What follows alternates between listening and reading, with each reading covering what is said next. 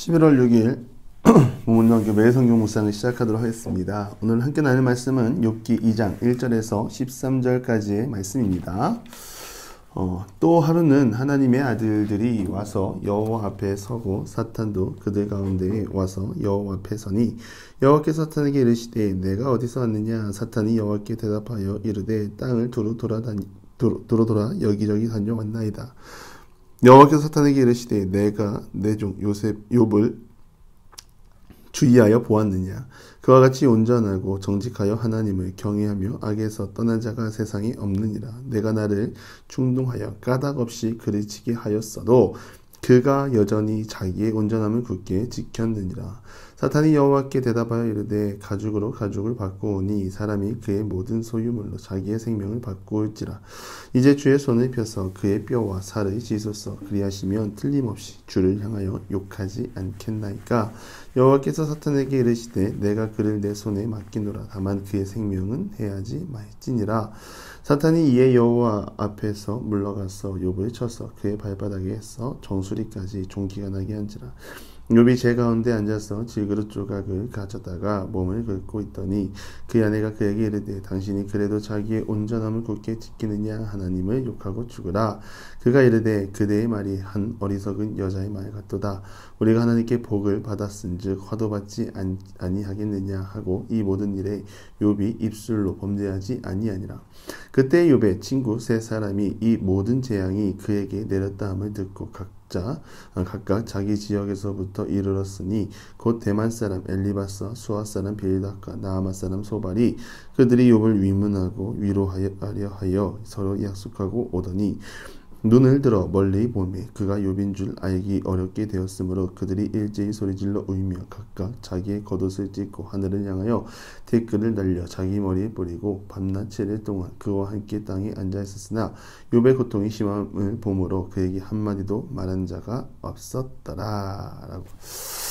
사람은 연약합니다. 이 연약하다는 표현은 겉으로 보면 강한 것 같고 카리스마 있고 똑부러지는 것 같지만 자세히 들여다보면 반복되는 실수를 하고 쉽게 피로를 느끼고 관계 속에 마음이 조금 상하면 선을 긋고 넓은 마음으로 품어주지 못하는 게 인간입니다. 이 신앙 앞에서는 어떻습니까? 같은 죄악을 반복해서 짓는 실수를 범하고 하나님 편이 아니라 세상 의지하고 보이는 힘 의지하고 하나님 뜻보다는 내 뜻을 더 강조할 때가 대부분입니다. 그런 연약한 인간은 늘 한계에 부딪히고 좌절하기 마련입니다. 이것을 인정하고 숙이는 삶을 살면 겸손한 삶이 될 테고 이것을 모르고 전력 질주하는 삶을 살면 패가망신의 길에 들어서는 것입니다. 연약한 인간은 안타깝게도 하나님의 뜻을 전부 다 알 수 없습니다. 사람과 대화하듯이 들리지도 않고 기도함으로 하나님께 맡기고 나아가는 것밖에 없습니다. 아마도 욥기의 주제는 까닭 없이 풀어서 말해보면 아무런 이유 없이 하나님을 경외하겠습니까? 라는 이 말이 욥기의 또 주요 주제 중에 하나가 아닐까 싶습니다. 연약한 인간이 하나님께 묻고 그에 대한 답을 구하면 얼마나 좋을까요? 욥은 자신들의 자녀들을 위해 정해진 번제 한 번이 아니라 자녀들 한 명 한 명을 위해 번제를 드렸습니다. 혹시나 죄를 범했을지 몰라 이러한 모습으로 하나님 앞에 나아간 것입니다. 이유는 알지 못하기 때문이죠. 욥은 알지 못함을 그저 넘기지 아니하고 부지 중에 죄를 지었을 상황을 대비해 사람의 시선으로 보기에는 과다하다 싶을 정도로 열심을 다했습니다. 그와 관련이 되어 있는지 모르겠으나 욥은 그의 신앙의 자세와 동일하게 삶에서도 넘치는 은혜를 받고 부를 소유했습니다. 부자는 천국에 들어갈 수 없다고 하는데 그럼에도 욥은 여호와를 향한 신앙을 저버리지 않고 더 열심을 보이고 성결함을 지키기 위해 최선을 다합니다. 그를 성경이 표현하기를 온전하고 정직하여 하나님을 경외하며 악에서 떠난 자 라고 말합니다. 제가 앞에서 신앙의 자세와 그가 가지고 있는 부를 분류한 이유가 있습니다. 하나님은 사람에게 복을 주시는 분이 맞습니다. 반대로 내가 신앙생활을 못해서 가난한 것도 아닙니다. 부자가 되어야만 신앙에 대한 인정받고 하나님의 사랑을 받는 것이 아닙니다. 하나님은 사람을 아무런 대가 없이 사랑하십니다. 대가 없는 사랑은 죄로 얼룩진 인간이 절망 앞에 섰을 때 아들 예수님을 이 땅으로 보낸 그 행위 자체가 대가 없는 사랑입니다. 신앙은 인과 응보가 아닙니다. 내가 믿음이 좋기 때문에 하나님이 사람에게 생명과 복을 주시는 것이 아니라 인간이 하나님으로부터 받은 사랑은 까닭 없이 아무런 대가 없는 사랑을 받고 하나님 앞으로 나아가는 것입니다. 오늘 우리가 받은 은혜, 사랑, 생명은 내가 어떠한 것을 했기 때문에 받을 만한 것이 아니라 하나님이 전적으로 자격 없는 자에게 주시는 선물이라는 것입니다. 그럼 하나님의 까닭 없는 사랑을 받은 인간은 까닭 없이 하나님을 사랑하는 것이 맞습니다. 이미 받은 것이 있기에 빚진 마음으로 하나님 앞에 종의 자세로 나아가는 것이 맞습니다. 사실 인간이 생각하는 것은 단순하고 별로 창의적이지 않습니다. 사람이 한없이 잘되고 사업도 잘되고 진급도 잘되고 자녀순들 잘 풀리고 하면 이런 고민할 필요도 없습니다. 문제는 이 땅을 살아가는 우리 삶 속에 고난과 시련과 돈 몇 푼 때문에 쪼잔해지고 심각한 갈등과 견고하게 지키기로 결심한 믿음까지 흔들리는데 문제가 있는 것입니다. 우리는 욥을 묵상하면서 때론 이해되지 않는 현실을 보게 될 것입니다. 우리가 이상적으로는 항상 옳고 아름다운 것을 생각하지만 아무리 이상적이라 해도 그것이 하나님의 뜻이 아니라면 우리도 욥과 같이 될 수 있고 욥과 같이 되었을 때 우리가 보여줘야 할 모습은 믿음이라는 것을 잊으면 안 됩니다. 요셉을 생각해 보시기 바랍니다. 요셉만큼 하나님 사랑하고 하나님 편에 서서 하나님을 위해 산 자도 어느 없습니다.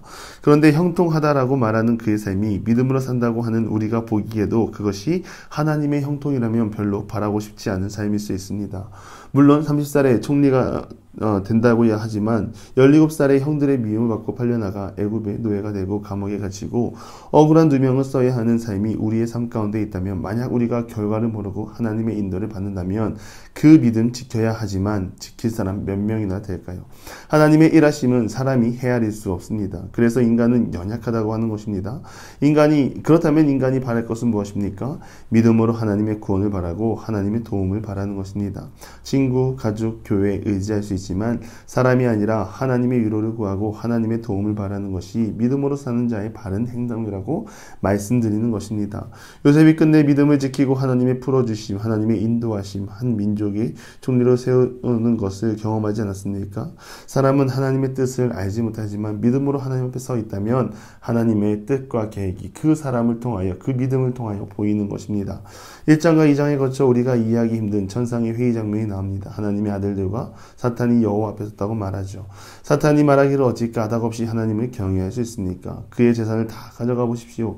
그는 하나님을 떠날 것입니다. 라고 말합니다. 막상 테스트를 한 결과 사탄은 하나님을 향한 욥의 믿음을 확인합니다. 한 번 더 찾아와서 말하죠. 그의 뼈와 살을 치소서.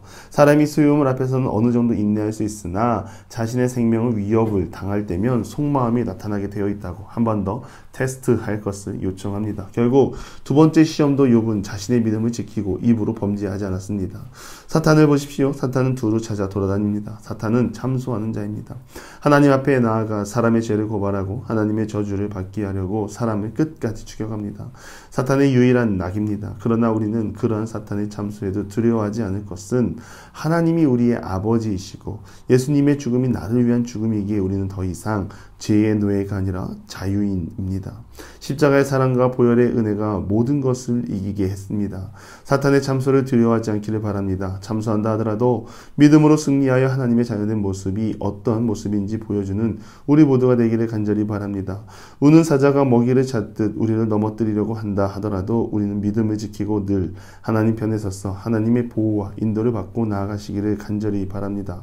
욥과 같은 일은 누구에게도 일어날 수 있는 일입니다. 즉 지금 내게 이러한 일이 일어나지 않는 것은 하나님의 은혜 안에 내가 붙잡혀 있고 오늘을 살게 할 힘을 하나님이 주시기에 평안하다는 것을 말씀드리는 것입니다. 우리는 하나님께 어떠한 보상을 받기 위해 믿음을 사는 것이 아닙니다. 이미 우리를 먼저 사랑하신 하나님의 사랑, 이미 대가를 지불하신 하나님의 사랑이 있기에 까닭 없이 하나님을 사랑하는 주님의 자녀들이 되기를 바랍니다. 그러한 믿음이 오늘 우리를 살리는 힘인 줄 믿습니다.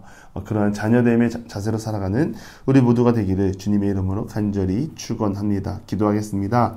하나님, 믿음으로 사는 우리가 대가를 바라고 하나님을 믿고 따르는 것이 아니라 이미 대가를 지불하신 하나님의 놀라운 사랑, 예수님의 십자가 보혈 의지하여 하나님과 늘 함께 동행하며 나아가는 믿음의 자녀 되게 해 주시옵소서.